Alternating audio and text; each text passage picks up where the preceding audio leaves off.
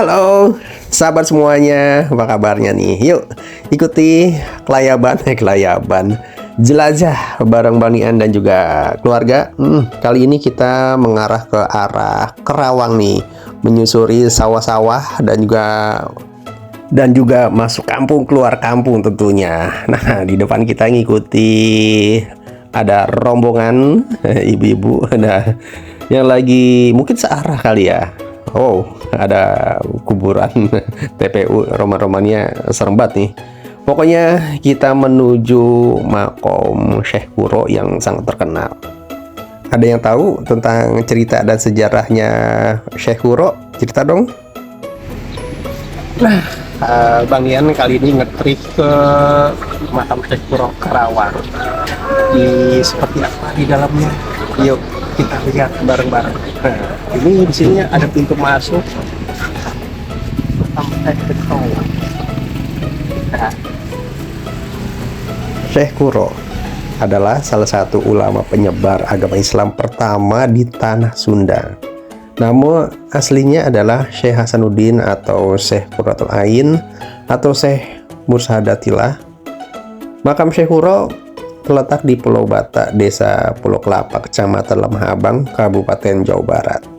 Dalam sejarahnya, dari cetakan awal penyebaran Islam di Karawang bermula ketika Syekh Kuro mendirikan pondok pesantren yang bernama Pondok Kuro, yang memiliki arti tempat untuk belajar Al-Quran pada tahun 1418 Masehi atau 1340 Saka. Nah, di pesantren inilah pertama kali dibangun sebuah masjid di Karawang yang sekarang menjadi Masjid Agung Karawang. Syekh Kuro adalah penganut mazhab Hanafi yang datang ke Karawang bersama para santrinya, yakni Syekh Abdul Rahman, Syekh Maulana Maskur, dan Nyai Sumbang Larangan.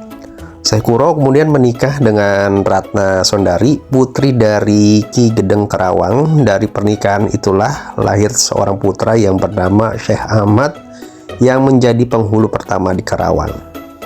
Syekh Kuro memiliki seorang santri yang berjasa dalam penyebarkan agama Islam di Karawang, yaitu bernama Syekh Abdullah Dargom, yang lebih dikenal dengan sebutan Syekh Bentong alias Tanggo. Syekh Bentong memiliki seorang istri yang bernama Siu Teo dan mereka mempunyai seorang putri yang diberi nama Siu Banci. Ketika usia anak Syekh Kuro dan Ratna Sondari yang sudah beranjak dewasa, Syekh Kuro menugaskan santri-santri yang sudah cukup ilmu pengetahuan tentang ajaran Islam seperti Syekh Abdul Rahman dan Syekh Maulana Mazkur untuk menyebarkan agama Islam ke bagian selatan Karawang, tepatnya di Kecamatan Teluk Jambe, Ciampel, Pangkalan, dan Tegalwaru sekarang. Sedangkan anaknya Syekh Kuro dengan Ratna Sondari yang bernama Syekh Ahmad ditugaskan oleh sang ayah meneruskan perjuangan menyebarkan agama Islam di pesantren Kuro Karawang atau Masjid Agung Karawang sekarang. Sedangkan sisa santrinya yang lain yakni Syekh Bentong ikut bersama Syekh Kuro dan Ratna Sondari istrinya ke bagian utara Karawang, tepatnya ke Pulau Batak, Desa Pulau Kelapa, Kecamatan Lemah Abang, Kabupaten Karawang sekarang, untuk menyebarkan agama Islam dan bermunajat kepada Allah Subhanahu wa Ta'ala.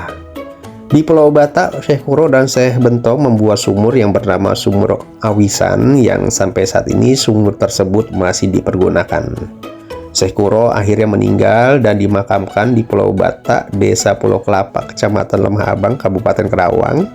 Sebelum meninggal, Syekh Kuro berwasiat kepada santri-santrinya, ingsun titip masjid langgar lan fakir miskin anak yatim duafa.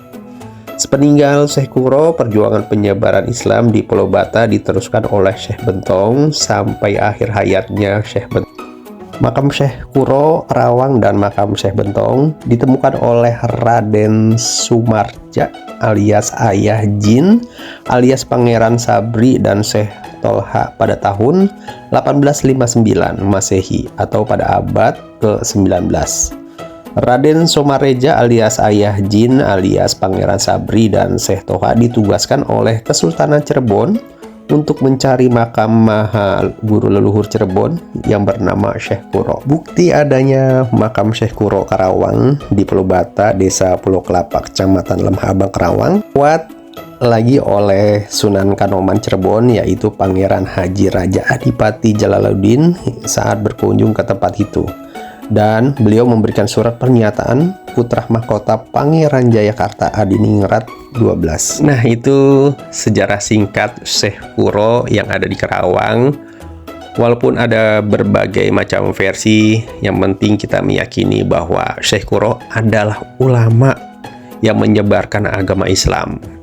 Gak sedikit banyak, tiap harinya ratusan hingga ribuan para penziarah yang hadir di tempat ini. Konon yang berziarah di sini itu rata-rata terkabul hajatnya. Percaya atau tidaknya itu wallahu a'lam bishawab. Itu dilihat dari banyaknya tiap harinya, dari ratusan hingga ribuan di hari-hari tertentu memadati makam Syekh Kuro. Pada intinya kita berwasilah, apapun itu bentuk wasilahnya, yang penting jangan sampai kita menjadi musyrik dengan berziarah. Ya, terima kasih sahabat semuanya, sahabat Bang Nian. Jangan lupa like, share, komen channel YouTube ini. Sampai ketemu di edisi berikutnya, di episode berikutnya yang lebih seru lagi. Akhir kata, wassalamualaikum warahmatullahi wabarakatuh.